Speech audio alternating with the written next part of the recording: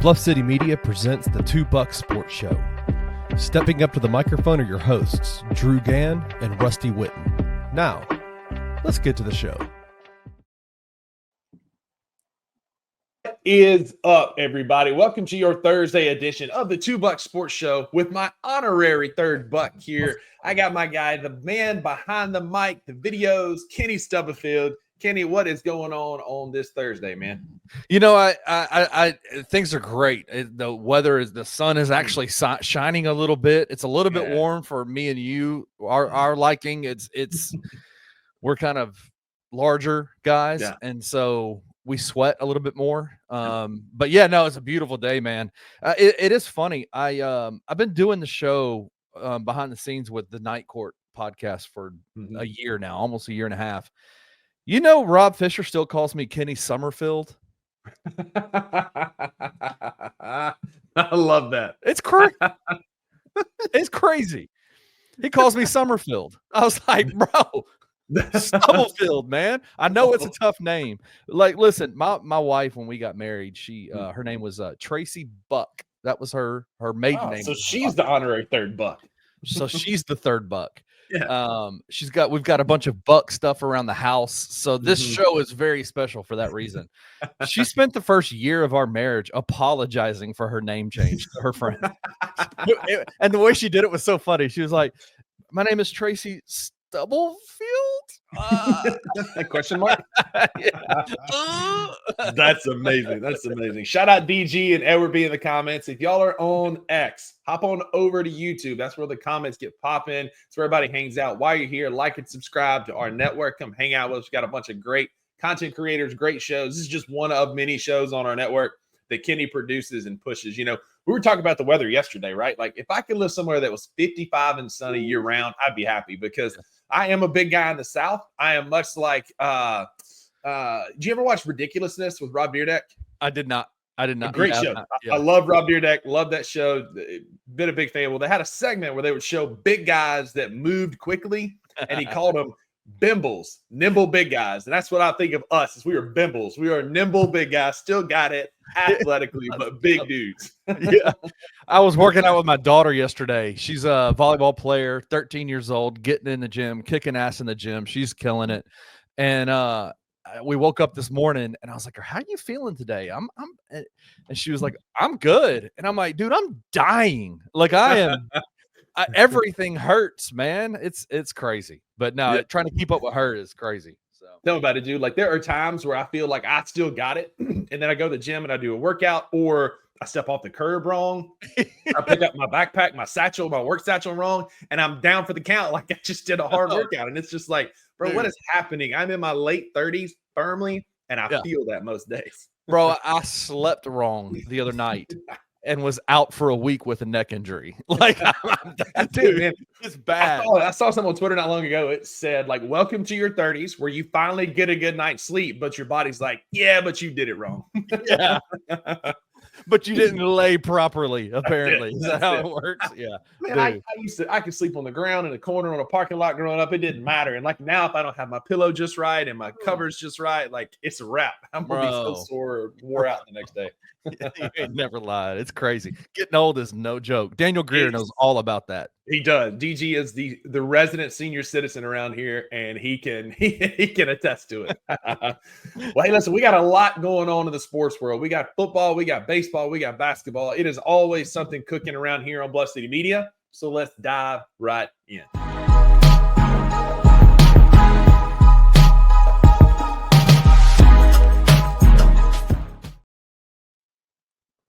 That's right. We are the $2 Sports Show, live on your lunch break at 12 o'clock for the last time today. Starting Monday, we're going to be at the 11 a.m. slot, Monday, Wednesday, Friday. You get more bucks in your life. You may have the normal $2. We're going to have some honorary bucks. We're going to have a lot of cool things coming up this summer, Kenny, and I'm super stoked about it.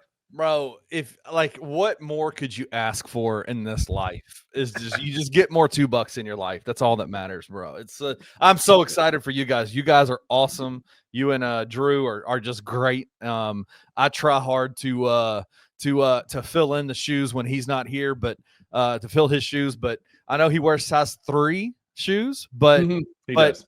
he's got big shoes to fill. So yeah, that's it, man. And how many phone books are you sitting on? Because he usually sits on 3. So I'm not sure. I'm not sure what's in. I'm gonna tell you something off air of what I'm sitting on. Because if I don't sit on something, I'm down for the count again. So we're getting old, bro. We're getting old. Well, speaking of old, we're gonna be old man yelling at the cloud for here a little bit. Let's do it. Kenny, I want to talk real versus counterfeit. It's a segment we do every Thursday. It's going to be moving to Wednesdays on our new schedule. But on our real versus counterfeit, I will present you some topics and I'll ask if it's real or counterfeit. You tell me what you think, give me an argument, and I'll tell you where you're wrong. That's typically what I do when Uncle Buck does this. I like it. So, I like it. Yeah. I like it. So the first one, we have seen a lot of changes to college football over the last several years, right? With the introduction to the college football playoff, the NIL deals, and we have added a second transfer portal period. You have 2 times that are open. Well, of Mississippi State lore, Coach Dan Mullen took us to the Orange Bowl with Dak Prescott and kind of led us to some of our best seasons, is now the head coach at UNLV. He was on a mic this week and said he believes there should only be 1 transfer portal period.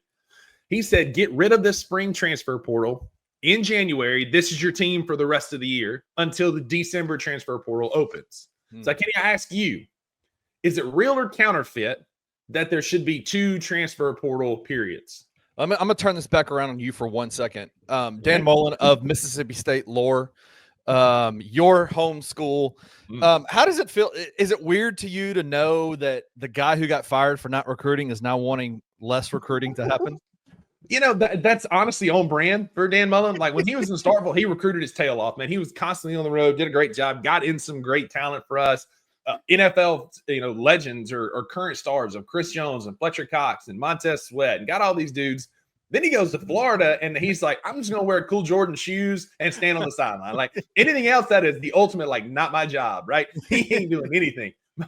He just said, I'm just going to show up, collect a paycheck. And now he is bitching and moaning about a transfer portal. It is a wild, wild time. So basically with the transfer portal, the spring transfer portal open in April. I think it's open for 9 days in April. The theory behind it is the teams come back in the spring. So January, February, March, they get their spring practices in. And then the depth charts start to come out. The teams start to kind of realize like what their roster is going to look like. And it gives the players the option, the ability to kind of control their own destiny instead of being stuck on a roster 7th on the depth chart, whatever. They have an opportunity to potentially go down a level or move over to another spot. The Memphis Tigers got hit by that with Xavier Hill. They're only returning offensive lineman this coming year. Came from LSU, transferred over, played for Memphis for a couple of years, came out of the spring practice, and Colorado came and calling. Deion Sanders said, hey, bro, I got $4 million for you. Come on over here. So he left and went in the transfer portal. Sure. It also gives coaches the chance, and I think the quiet part out loud is it gives coaches a chance to let go of some guys that they know aren't going to play and open up roster spots, right? And potentially go and fill some needs coming out of the spring practices. I understand why, I understand what Dan Mullen is saying. Yeah. My big issue. So do I think that the spring transfer portal, is that real or counterfeit? Should it be closed? I kind of like it. I think I do kind of like it because it does give power to the players a little bit more to be able to control their own narrative, control their own story. My big issue is the December portal, the winter portal. The dates are weird. It's in the middle of the season. I mean, it's at the very end of the season. The college football playoffs haven't even started yet, and they're in the and the transfer portals are open. So to me, that's weird. I don't think the spring transfer portal is a bad thing because I do think it gives more power to the players.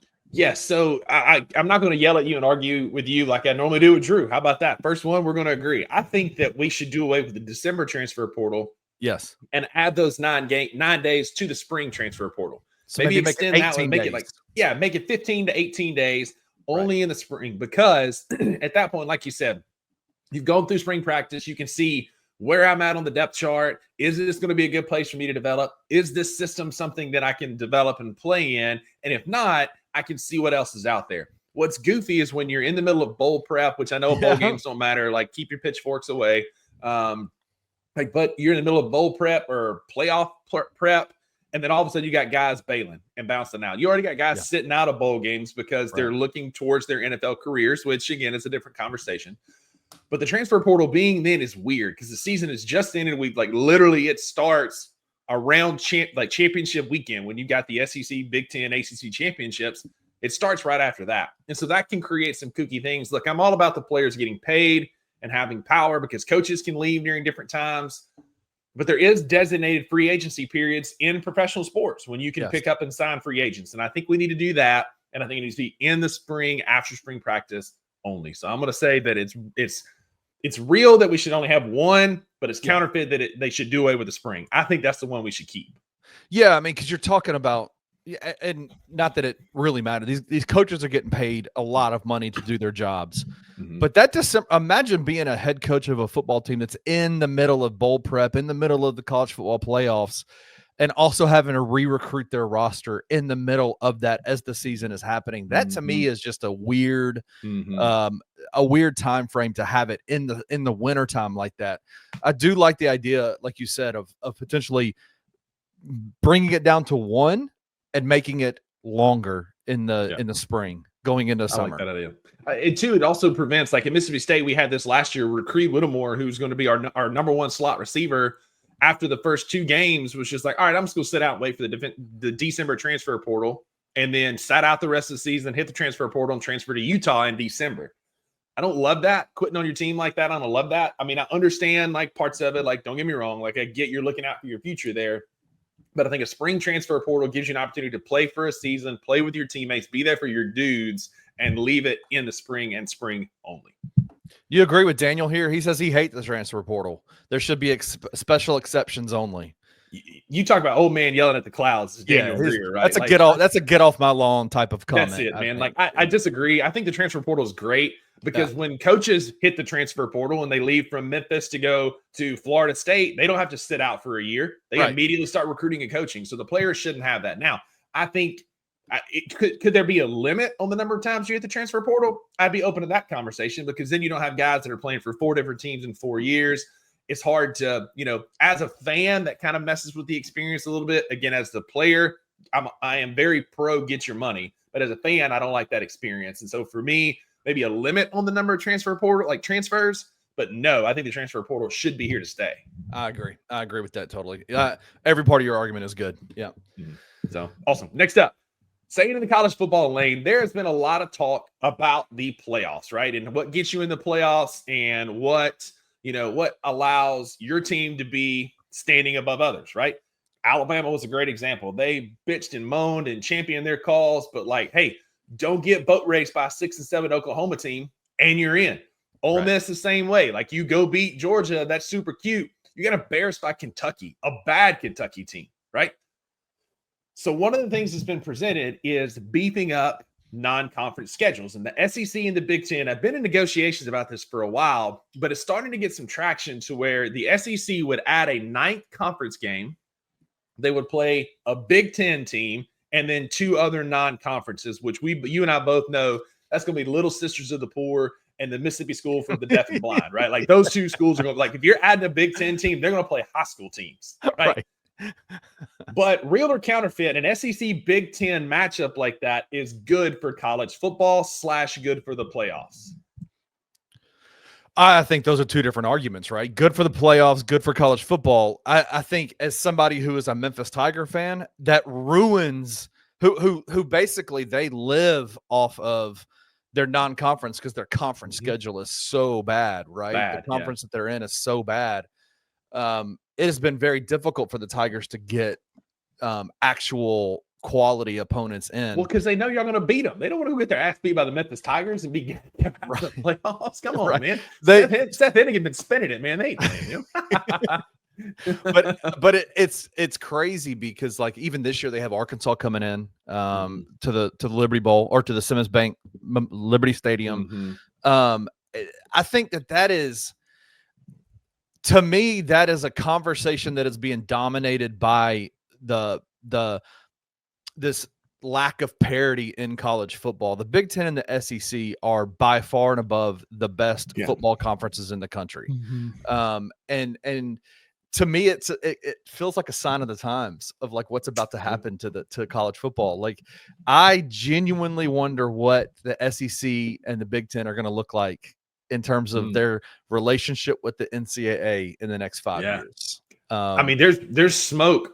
There's all kind of smoke with that rumor, right? That Greg Sankey is looking at pulling the SEC out, pulling the Big Ten, maybe the ACC, but it looks like the ACC is going to get poached even more with rumors of Florida State and a couple others looking towards the Big Ten as future candidates, which I don't necessarily hate because the NCAA is one of the most crooked, and like FIBA are the most crooked organizations in the entire world, right? Like there's just so many backdoor deals and under the table exchanging of money and greasing of palms that it's just disgusting.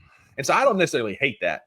Yeah. But as a fan of the SEC, ACC college basketball challenge or the Big 10, Big 12, I love that. That's such good sports and TV for me as a fan that I'm all for this. And they're trying to make it to where it'd be like a 16-16. So you got all 16 teams and they would play, based on tiers. So like, you get your Alabama or Georgia and Ohio State, your Tennessee, LSU, Michigan, state would be more like a lower tier with like an Iowa State, Iowa, kind of rank it like that. Vanderbilt, Northwestern, see who's smarter or dumber, whichever one you want to call it.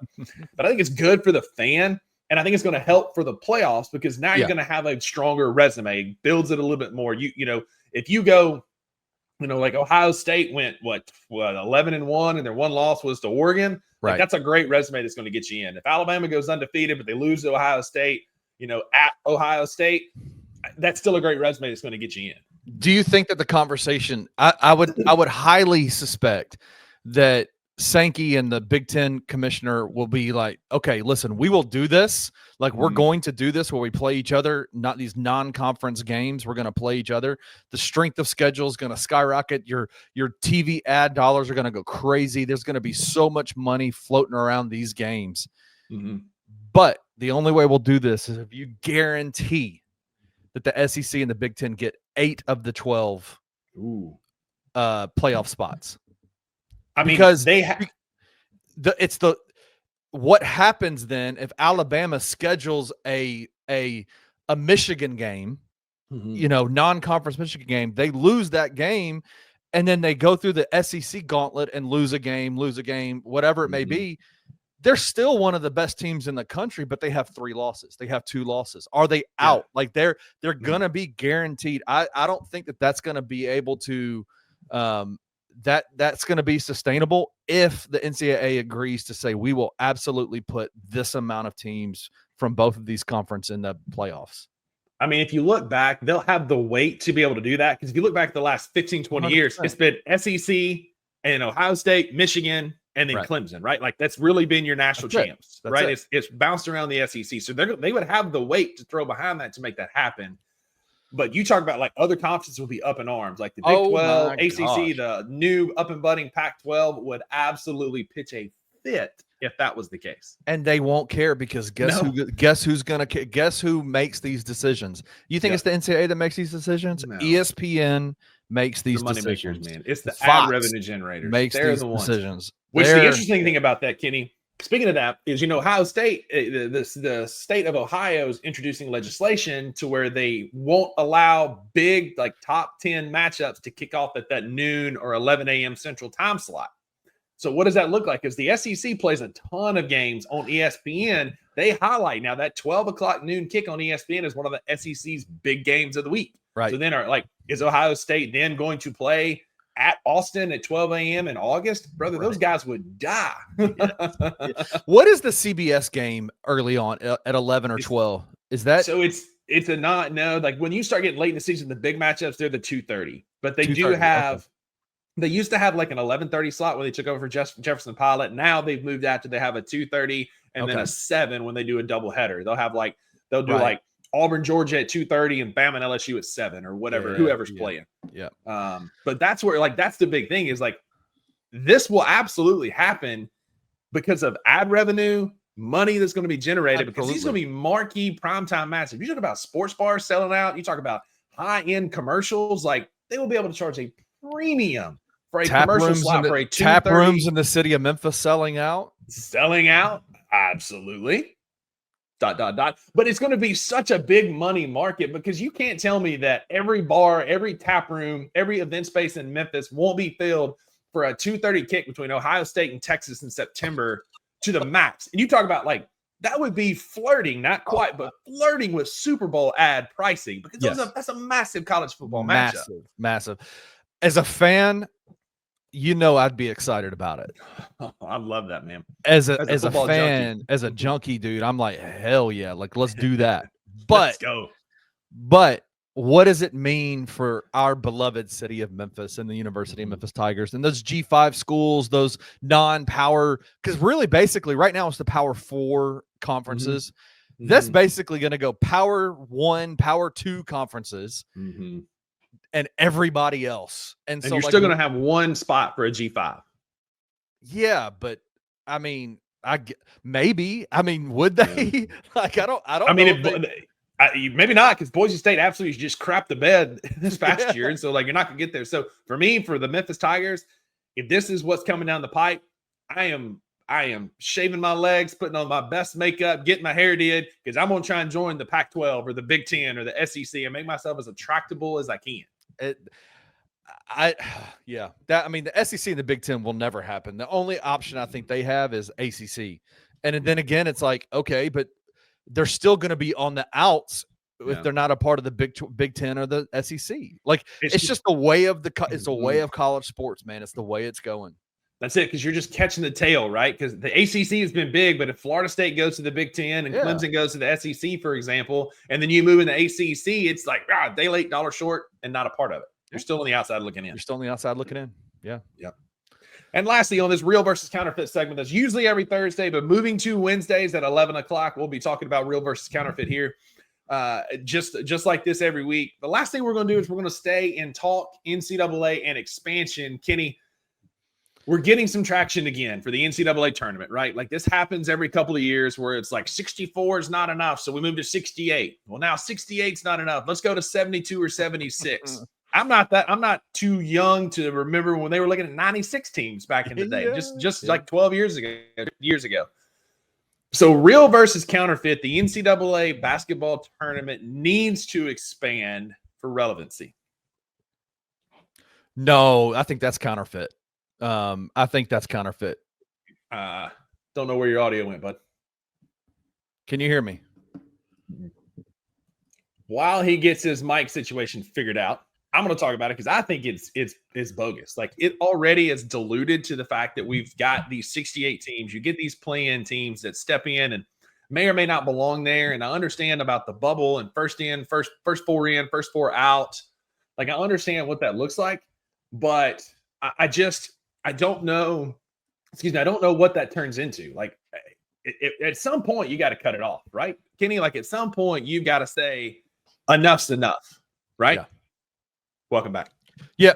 No, I don't think it's about relevancy at all. I think you saw Charlie Baker from the NCAA come out and say the reason we want to do this is because every year there's a couple of teams that don't make the tournament that probably deserve to get in. That's not what this is about. This is about money. This is about making dollars. This is about adding one or two more games to the equation to make that ad revenue. Which, if that's what it is, then be real about it and say that's what this is about. Like, and that's cool. But at the same time, it's like I don't know what other than adding two more games that are play-in games for teams that are 11, 9, 6 seeds, 11 seeds, whatever.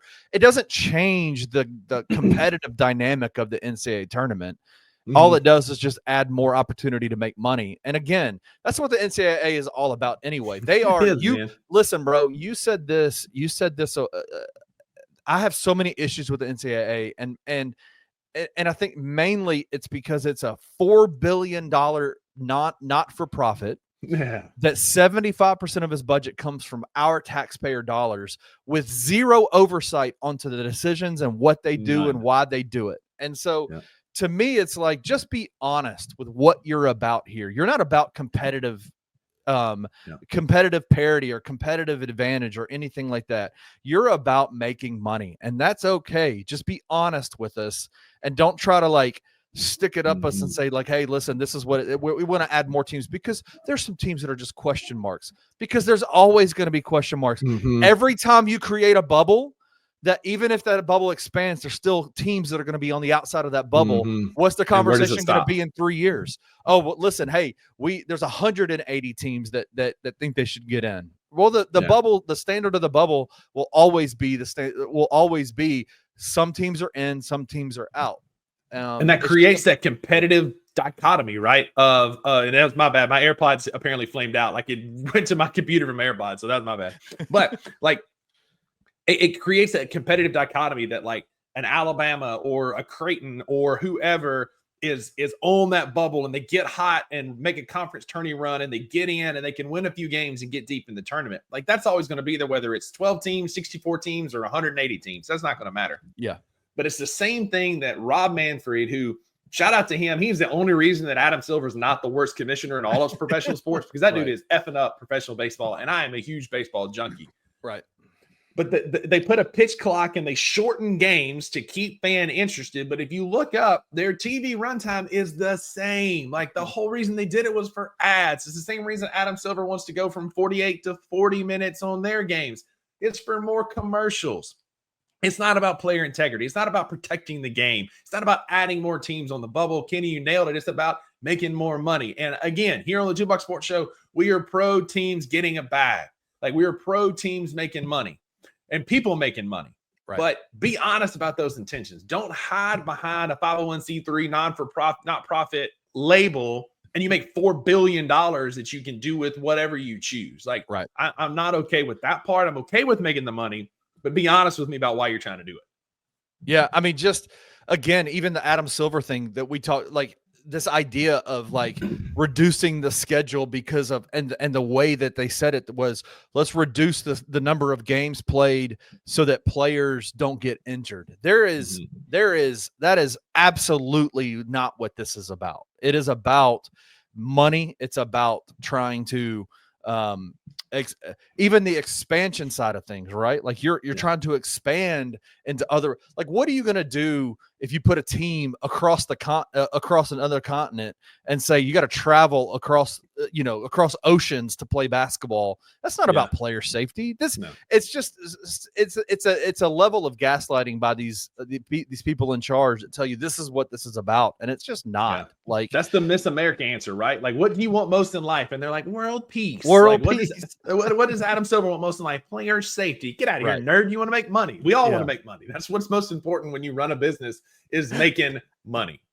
Adam Silver would be a much better commissioner if he was a fan of the game. How many jump shots do you think he's put up in his life? I think it's a negative number. Like he has put up like -8 jump shots in his life. 100%. Great comment. With the heat. And that's a great way to end that segment. Thanks for hanging out with us, Real versus Counterfeit. We got a lot of basketball to talk about. But before we get to that, we do have an awesome partnership that we are excited to partner with here in Memphis called Ounce of Hope. Ounce of Hope is your local cannabis dispensary here in Memphis that put out the best seltzers I've ever had, put out great gummies. I've got a jar of them right here, some sativa gummies that they kindly gave me to help me sleep. Boom. Like, yeah, man, we love Ounce of Hope around here. Kenny and I are big fans of the Cherry Jane and the Peach Buzz seltzers. I'm putting in an order on Ounce of Hope right now to get some sent here. Yes, sir. The marshmallow edible, brother. It is right on time when you need to go to bed. It's good stuff. But you can use the code Bluff City, all capital, all Bluff City at ouncehope.com for 15% off your first order. It cannot be combined with other offers. It's a great way to kind of get in the game. And Kenny here has a great commercial that we're going to run now. Take a quick break, let y'all hear a little bit more about our partner. Looking for an alternative to alcohol or conventional medicine? Check out Ounce of Hope, a Memphis-based dispensary with 2 local stores in the Sanderlin Center and on South Cooper Street. You can get all the products you need in a location convenient to you. Each store offers an intentional shopping experience with dedicated bud tenders to answer all of your questions, from product selection and mushroom blends to our personal favorite, the Delta 9 seltzers. You got to try the Peach Buzz. Try Ounce of Hope at either one of their 2 Memphis stores or at www.ounceofhope.com for convenient products shipped right to your door. Use the promo code Bluff City for 15% off any order, excluding sale items. Cannot be used in conjunction with other promotions or discounts. One use per customer.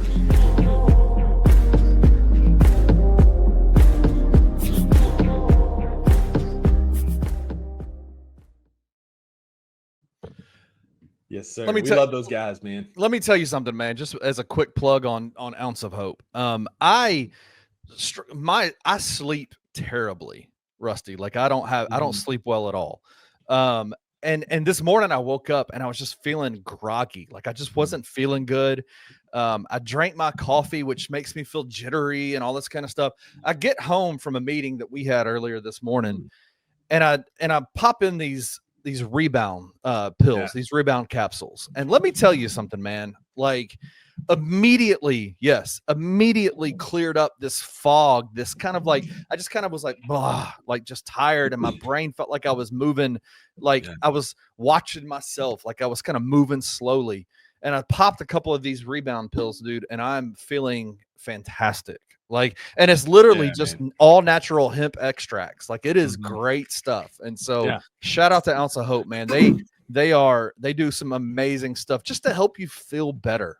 Yeah, absolutely. We've got some great stuff coming down the pipe with them later this summer. Stay tuned. Y'all don't want to miss some of the announcements we got coming. We're super excited to partner with Cam and Colin and the gang over at Ounce of Hope and ounceofhope.com. Speaking of feeling good, I did want to touch on this really quickly. I'm a fan of this. I meant to say something about this in Real versus Counterfeit. They lowered the win percentage for college football head coaches to get into the Hall of Fame from 60 to 59.5. Now Mike Leach, a great champion and pioneer of the game of the air raid offense that helped grow that faction of college football, is going to be in his last job at my alma mater. I met him in Starkville one time in passing. Just a great, super nice guy. Great, just humanitarian in person, and so would love to see him get into the College Football Hall of Fame. Yep. Shout out to Mike Leach. Yes, Rest sir. in peace, man. Yep. All right, so this segment being brought to you by Ounce of Hope. We're going to talk about an ounce of hope for the Memphis Grizzlies. Kenny, you and I have been watching the playoffs, obviously, religiously throughout the last few weeks. Yes. And watching the Indiana Pacers, who are a win away from the NBA Finals, and the Oklahoma City Thunder, who punched their ticket last night in a beatdown of Minnesota, kind of set, in my opinion, and I'm curious what your thought on this, they are setting kind of the standard or the mold in which I think the Memphis Grizzlies can follow in their steps. Yeah. Right. So think about it. You've got a top tier player. As much as we want to hate and call him an overrated player, Hallie's been amazing in these playoffs. Oh, God, right? He's awesome. Yeah. You got Hallie, you got Ja, you got SGA. It's kind of like a top tier player, right? You step down a little bit. You've got a insert Miles Turner, Pascal Siakam this last playoffs, especially against the Knicks. That guy's been unbelievable. Yeah. You had Jaren and then good Jalen Williams for the Thunder. Whew. And then outside of that, it's a bunch of role players who know their role, right? Right. You've got Nembhard and Mathurin, who are just energy guys, dog defenders who can score on a nightly basis if you need them to, but understand their role. You got Obi Toppin, who is a rebound, put back, dunk. Yes. Just extraordinaire so far in these playoffs. Then you think about the Thunder and how deep they are. You got the big Jalen Williams. You got Aaron Wiggins. You've got Lou Dort, Kason Wallace, and all these role players that fit a niche.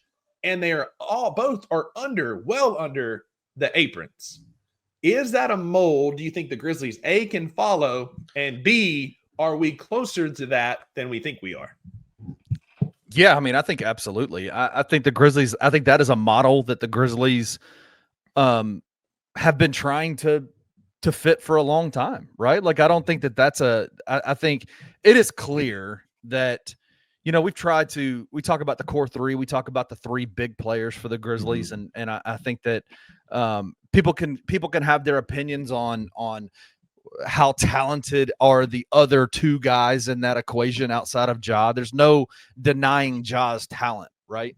And his ability to lead, to be, when he's out there and when he's playing, when he's engaged, he is as dynamic as there is as anybody is in the league.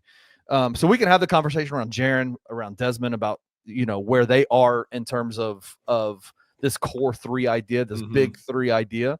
I do like the core three better than big three. I like that term better. Yeah, I think so too. But yeah, I mean, the Grizzlies have been. I think the Grizzlies are notorious for being a team that's not willing to go into the tax aprons to outfit their roster, right? Like they've tried really hard to stay, in those areas of, I guess, of their of the roster financially to not have to pay a bunch of money, right, or to have any of the implications that happen with being inside of those aprons. But I think it's pretty clear the Grizzlies are Ja's team moving forward. And it's just kind of trying to figure out how do you do you have to move off of one of those guys, one of Jaren or Desmond, to be able to outfit the roster the way that you look at the Indiana Pacers and the Oklahoma City Thunder, to get guys that are those Robin-esque type players who are just those role guys who know exactly what they're doing, who have a role, who know their skill set and just live there. Right? Does that make sense? Yeah, that's what it does. No, it does make sense. And I think this is a mold that we can follow, right? Because I think gone are the days of the big three superstars, right? Like the Heat three or the Warrior three, like those days with these new aprons as a version, as averted to teams are to paying these tax penalties. I don't know that we'll ever see that again, at least under this iteration of the CBA. What's going to have to happen? And I know Wayno's been talking about this a lot in our comments. He talks about like not being a copycat league where we try and copycat and copy everything a championship team does. I can appreciate that, but this model to me works a little bit better given our cap space, being in a small market, and what we bring to the table. We're never going to be the team that can go and poach a Kevin Durant level player from free agency. Until proven otherwise, that's going to be my stance, just because that hasn't happened. But if we can go get some role players who like to win, and that's the big thing that stands out to me about the Pacers, is those dudes hate losing. They play 48 minutes, play their asses off for 48 minutes, and just dogged intensity, dogged mentality to where they just get after people. Like, you give me a team full of those dudes, and I'm happy. And I'll gladly copy that mold, because that's how you create a winning culture and a winning basketball program. We have a great winning culture. We do. We have a good culture in Memphis. That's been a thing that we've had for a while. The thing that I need to see more of is the winning culture and that winning mental edge. So maybe that's not going and trying to land a Jimmy Butler and a Kevin Durant and maybe even a Giannis to try and get the big splashy free agent. But where are we going to find our Obi Toppin or our Alex Caruso or our Nembhard or Neesmith, these guys that other teams are just kind of done with, right? Obi Toppin. Like, when are we going to go find those guys that just are just winners? They just play hard, give everything they got for that name on the front of their jersey. And that's how you can build a team. And I think that's the mold we can follow, Kenny. NBA University tweeted this out yesterday, and I thought this was fascinating. I wanted to talk about this as well. They were looking at the tax bills and team performances since 2012. I don't know if you saw that they posted that yesterday. But there have been 6 teams that have not paid any tax bills since 2012. And those 6 teams are the Pistons, the Hornets, the Kings, the Magic, the Hawks, and the Pacers. The Pacers have not paid a single tax bill since 2012. So they're on the cusp of the NBA Finals. The Oklahoma City Thunder, I saw them, they're on here, but they have paid, I think, 2 years. So that 5 years they've paid into the tax, but they don't have a championship. All the teams that have won since 2012 have paid the tax bill. So we see, like, maybe does spending mean winning, Kenny? Or are the Pacers going to be the first team that kind of bucks that trend? No, I don't think they're going to win this year. But I think what I would consider what they're doing right now already a win, right? Getting to the NBA Finals, hopefully, if they win tonight and beat the New York Knicks, I think, so yeah. Do I think that the method in which they're doing it by not paying attention, will it win them a championship? I don't think so. Not because they're not willing to spend the money, but because Oklahoma City is just a better team, it's right? Just that good, right? They're just that good. But yeah, I mean, we're talking about 2 small. I mean, I love the fact that we're talking about 2 small market teams that are going to be in this NBA final, right? Like, especially as a hoops fanatic, man, that's gonna be awesome. And I think it definitely does then kind of say, it's not even what Wayno's saying about it, like about being a shadow league where you're just kind of copying what other people are doing. I think it kind of gives some hope to teams like the Memphis Grizzlies to say, listen, just develop your players. He also said, Wayno said this a few minutes ago, if Vince and Gigi are half the players we thought they were going to be at the start of the season, it ends a whole lot more positive. Listen, I genuinely think that Kleiman, the front office, are building this team the exact same way that Indiana and Oklahoma City are in terms of having homegrown talent kind of at the back end of the bench. The issue is that these last 2 years have been lost to injury for those guys, right? Like Gigi Jackson, there's no denying the talent level that he has. Can he recover? Can he become the player that most people think that he can become? Will he accept the role that most people think that he should accept? I saw Brevin Knight said this in a Night Court podcast episode. He said, he was asked, what do you want Gigi's role to look like for the Grizzlies this coming year? And he said, I want him to be a more athletic, more explosive John Conchar. Will he be willing to do that? Like, that's the question. Will Vince be able to will his ankle and all of his injuries that he's experienced, will he be able to stay healthy long enough to fulfill that role? Right? Like, I do think that the Grizzlies have guys that could potentially fill those roles that you're talking about that we see with Indiana, Oklahoma City. It might not happen, and that's just the roll of the dice, right? But I think they're trying to build their franchises the same way, their rosters the same way. The Thunder, the last time they paid into the taxes, 2019. A lot of these guys were not on the team in 2019, right? That's when they moved off of Paul George, and that's when they were able to get SGA and make the changes. So that's kind of where they're going now. Listen, like, the more I've watched and followed John Conchar, give me a team full of guys who play like John Conchar, right? They just play hard, do the things you need. Like, we don't need a bunch of guys coming in trying to be scorers. We got Ja, we got Dez, we got Jaren. We just need those hustle guys. And if Gigi's willing to do that, like Vince has been, then that's all we need. Is we need some hustle guys like that. You bring up an interesting point though with health, right? Like, that's the thing I think has been obviously holding us back the most, right? We saw it this year. Ja Morant has never played more than 8 playoff games in a playoff stretch, and he hadn't played 65 games in 4 years. Because you look at that Oklahoma City, we obviously live rent free in their head, because as soon as they won last night, their beat reporter is tweeting out, but Morant had this team figured out, knowing good and damn well he absolutely did, because we were just housing them in that game until Lou Dort takes out Ja Morant. And that series is completely different. Now, without Ja, you can put Caruso and Chet, Caruso and Hartenstein on Jaren and dare anybody else to score and beat them, and nobody else could. Yep. A player's best ability is availability, and that's what we need. I need Ja to get his body right, get his mind right, get plugged in. A wise man told me earlier today that the Grizzlies need to be less cool and more focused on basketball and basketball activities. We were sitting down over coffee this morning talking, and I have this theory that I've been kind of running through my brain, and we love to make fun of Memphians. We just think we're cool, right? Like, we think we're the arbiters of what's cool and what's not cool, right? Like, we are, right? And rightly so, I think, in a lot of ways. But we even people on this even shows on this network, we have discussed Halliburton, Jalen Brunson, Shai Gilgeous-Alexander, and been like, these guys are just corny as hell, bro. Like, posting videos of a young Tyrese Halliburton singing songs and Jalen Brunson, and it's just like, oh, it's so corny. And I'm like, bro, like, truthfully, like, what I really, really want more so than anything else is a basketball player, a star basketball player on this team, to be corny about basketball. Just be all in on basketball and not trying to be cool, not trying to do just be all in. Just be all in on basketball, getting your body right, getting your mind right. And let's see what it looks like to play more than however many games Ja has played over the last couple of years.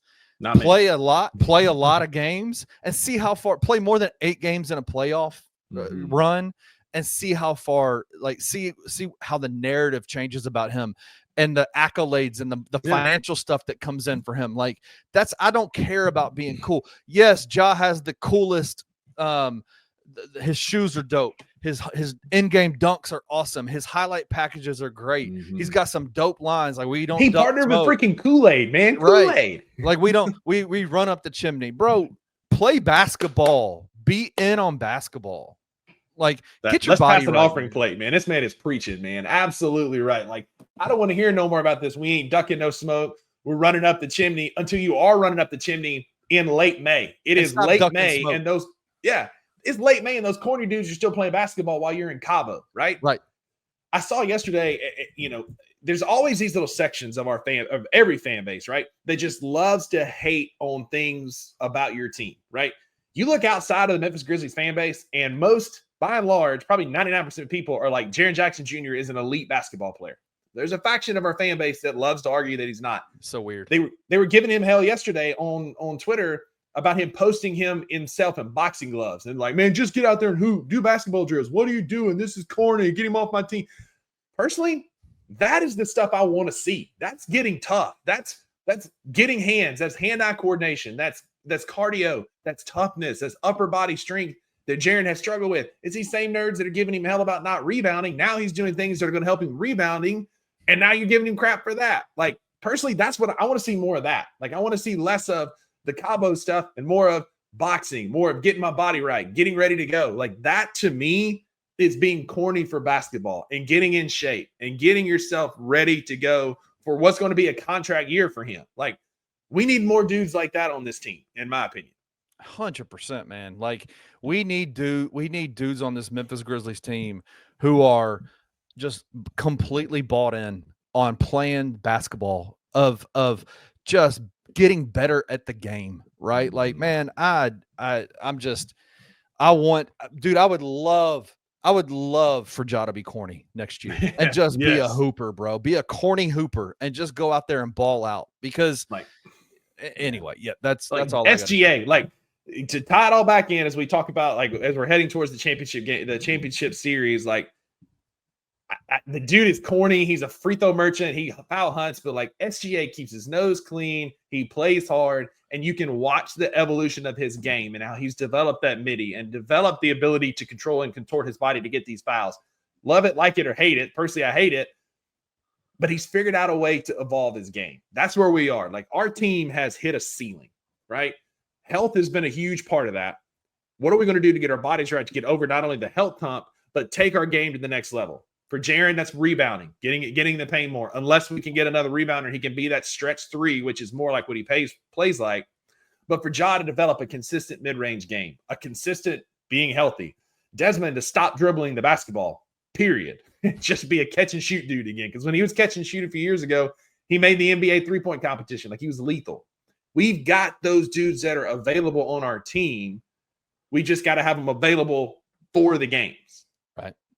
I just get this, and I don't mean to hate on Ja at all. I love Ja Morant. Like, same. I think he is phenomenal. I fight for that dude, man. Like, always. A phenomenal basketball player. I think he is the only way that the Grizzlies ever do anything in the NBA playoffs is if Ja Morant is playing at peak level Ja Morant.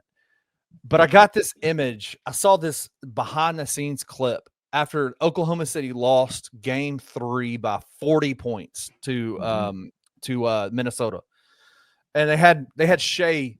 Is it Shea or Shy? Shea Gilgeous-Alexander. Shea, yeah. Mic'd up, and he was talking about on the bench in the middle of the game. I saw this. Said, "This is why we lost. These are compounding mistakes on compounding mistakes on compounding. If we had just done this, all these other things wouldn't have mattered, but we did this. Starting the game off, we did this." And I was like, Jesus Christ, I remember John Shiesty, right? Like, I remember Ja sitting on the bench moping. I remember that, and I just go, God bless. I want that. I wish. I cannot wait for the day. Yeah, I cannot wait for the day that Ja Morant is that dude. And he might very well be that guy now. We don't have to see him mic'd up. I don't want to just assume that that's not the case, but it feels like that to me. And I need him to grow in that area. Couldn't have said it better myself. He's checked out on the back row where SGA's in the middle of a loss, rallying the troops. That there's a reason SGA is still playing and Pascal Siakam is still playing, because you saw that video that came out of him preseason. I've watched that like a dozen times now. That just fires me up, man. Yes. It's the contrast of what we saw from Ja and what Ant said last night when he said, why am I upset? I'm 23. Like I've been back-to-back years. Like I'm not upset about this loss.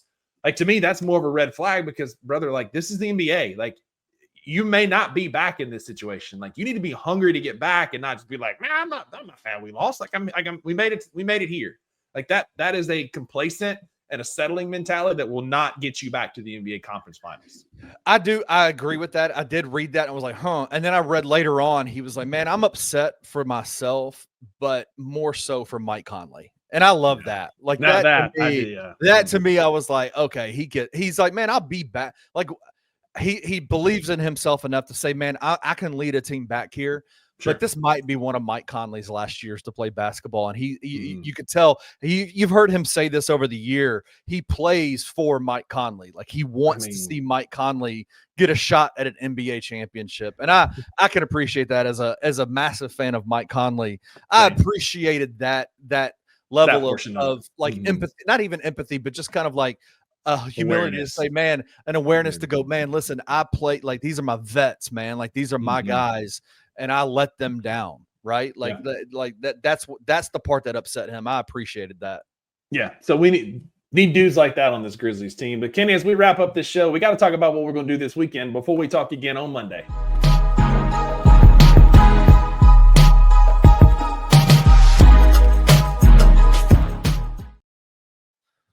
Yes, sir. Yes, sir. This is the $2 Sports Show. We are live here on Thursday for the last time as we transition to Monday, Wednesday, Friday at 11 a.m. Central. Wayno, sorry, I know you're watching this at like 3 a.m. 2 days from now or whatever time travel looks like. In the future. Like, sorry, brother, got to get up a little bit earlier, but 11 a.m. Central starting Monday, June 2nd. Couldn't be more excited about that and what that looks like for us going forward. But, Kenny, there are other things going on this weekend. What is up in your world over the next couple of days? Man, I am going to be spending my time around the house. It has been these last 2 weekends. We don't have volleyball going on right now. We have I mowed the yard yesterday because it's gonna rain over the next couple of days here in Memphis. So I got the yard work done. Right now, my honey-do list is really long. Like, so I have on my list, I have to paint the stairway upstairs, going upstairs. I got to paint the roof, the ceiling. I've got to repaint some baseboards in my house. I love to paint. Yeah, same. Yeah, like, painting is like super therapeutic for me. So I'm gonna be knee deep in house paint this weekend. I like that, man. I'm getting ready to paint my dad's house here in the not so distant future. And as a guy who just painting is very like therapeutic and cathartic for me, like I could just go to town. I love it. Maggie's gonna come do the edges and trim work, and I'm just gonna get the big brush and just go to town. I love it.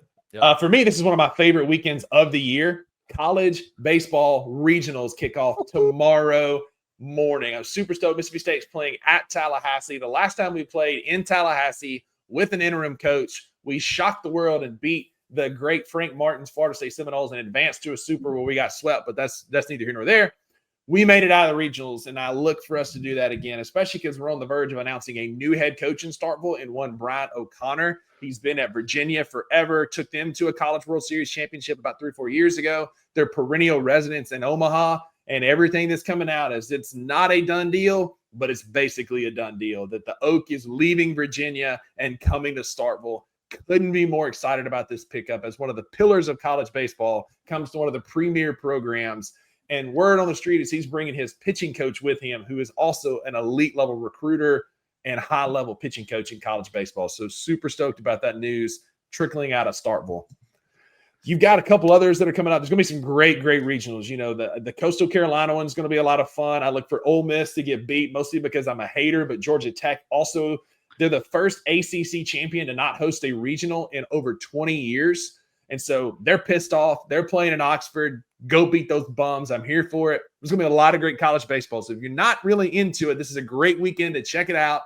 Watch some baseball. It's a lot of fun. These kids play hard. They care about their teams. They care about what they're doing. I'm going to be locked in and watching a ton of baseball over the next 3 days, and I'm super stoked about it. Who's favored to win the World Series, the College Baseball World Series? This is what's so great. It's Arkansas, and it's always Arkansas, but they never make it to Omaha, right? They made it the last couple of years, and then just fluke things happen. It couldn't make me happier that it's Arkansas, because they are those dudes that always are like getting to the dance, but they can't quite finish, right? They can't seal the deal, and I love it. So it's Arkansas is the odds-on favorite, followed by LSU, Texas, North Carolina, Auburn, and Georgia are your top 5 like odds-on favorites to win it all this year. I was in Fayetteville. I have family in Fayetteville, and it was the start of the baseball season a few months ago, and I was there, and I was asking them, because they got John Calipari as their head coach now, their basketball head coach, and I was like, man, are you guys just amped up and excited? And my brother-in-law looks at me and he says, Kenny, it's baseball season now. Basketball's out the window. And I was like, what in the world, dude? How big is SEC baseball? How big is college baseball down here? I mean, you look back, SEC has won like 6 out of the last 7 national championships you've had, and different ones, right? LSU, Tennessee, you've had State, you've had Ole Miss, you've had Arkansas compete, like A&M, and last year it was A&M and Tennessee were competing for it. Right. It is a big, big deal in the state of Mississippi. Like Duty Noble in Starkville, our baseball stadium is literally the best venue for college baseball in I would argue in the country. And so we've got to get Brian O'Connor would be huge. I'm trying to like be a bit reserved, because if he comes, like that's going to be huge for us, because baseball matters to us. Like we're competing against Alabama and LSU and Auburn and these schools for these recruits and trying to compete in football. Our niche is baseball. We're a baseball school, so we've always done. We basically have permanent residency in Omaha, and so I want to see us get back to that. Why not this year? So in 2007, 2012, like these teams had no business going to Omaha, and we just got hot and played our way into Omaha. And so, dadgummit, I'm fired up. I'm all in. Hail State, go do it again. If I have to choose a Mississippi team to root for, it is absolutely Mississippi State over the weekend. So I am going to be a resident Bulldog. Hail State, let's go. Let's go win the College World Series. Let's do it. Sir. Kenny, that's why you're the honorary 3rd buck, moving your way into the 2nd buck position. That's for sure. No, Drew, it's not true. It's not true. It's not true. But thanks for tuning in and hanging with us today. Kenny, my guy, thank you for being here, sir. It was a great show. Great chatting with you as always, man. Wayno, King Meeks, Edward, everybody in the comments, thank y'all for being here, man. Jay, appreciate y'all hanging out with us. This is a great show, great time. Y'all are what make us better, interacting with us, talking to us. So please hop in our comments, be here. We love to interact with y'all. In the meantime, go be a friend to somebody who needs a friend, and we will see y'all on Monday. Thank you for listening to the 2 Buck Sports Show. If you enjoyed this episode, leave a rating and a review wherever you download your podcasts. Also, like and subscribe to Bluff City Media's YouTube page. For comprehensive coverage of all things Memphis sports, head over to www.bluffcitymedia.co and find out how you can become an insider. We will see you back here next time.